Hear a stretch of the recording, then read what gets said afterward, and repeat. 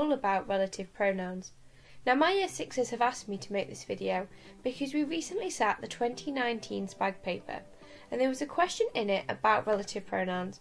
Quite a few of us found it tricky, so I'm hoping that this video will help you find out a little bit more about what relative pronouns are and how we can use them in a sentence.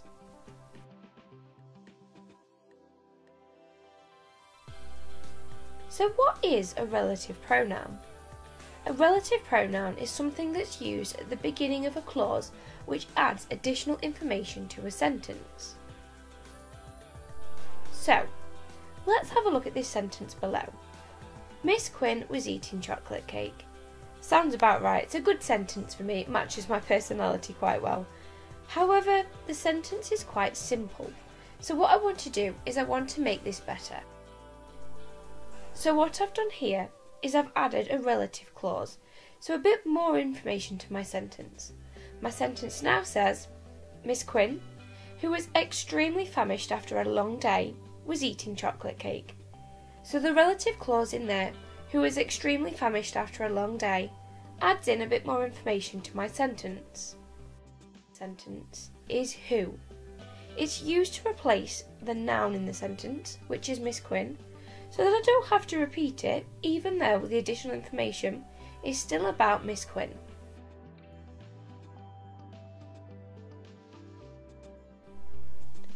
But there are other types of relative pronouns. Sometimes these might be about a place. So for example in this sentence, London, where all the big theatres are located, is a busy and bustling place. The relative pronoun in this sentence is where. That's because we're talking about a place, not a person as our proper noun.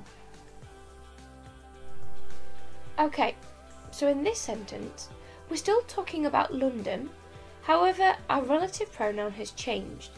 Our sentence now says, London, which is the capital of England, hosted the 2012 Olympics.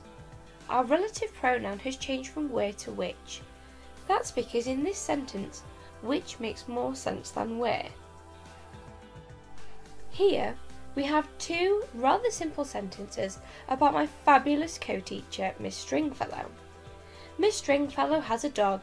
She loves going for walks.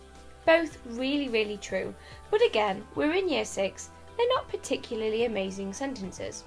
So what I want to do is I want to turn the second sentence into a relative clause, basically making one longer sentence with more information. So as you can see here, the second part of my sentence, she loves going for walks, has been turned into a relative clause.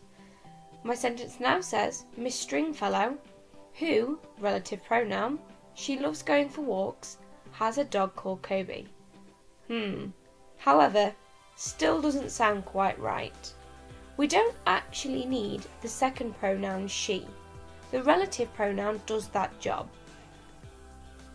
Rid of the she, the sentence, Miss Stringfellow, who loves going for walks, has a dog called Kobe, makes much more sense.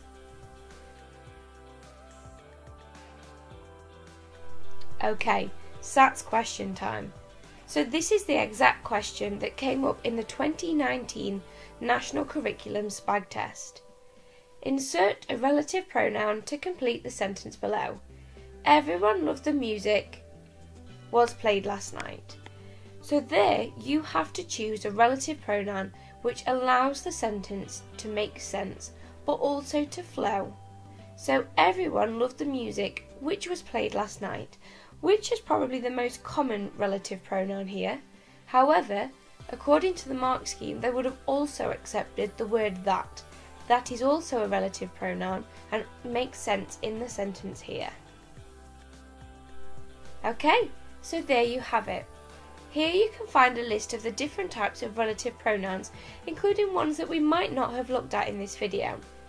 Have a look at these, maybe have a go at using some of them in your own sentences, or even go back and have a go at using some of these in the 2019 SPAG paper around other questions to do with relative pronouns. I hope that you found this video really helpful, and if you have, please make sure that you like and subscribe down below so that you guys know when I post any new videos. Thanks for watching!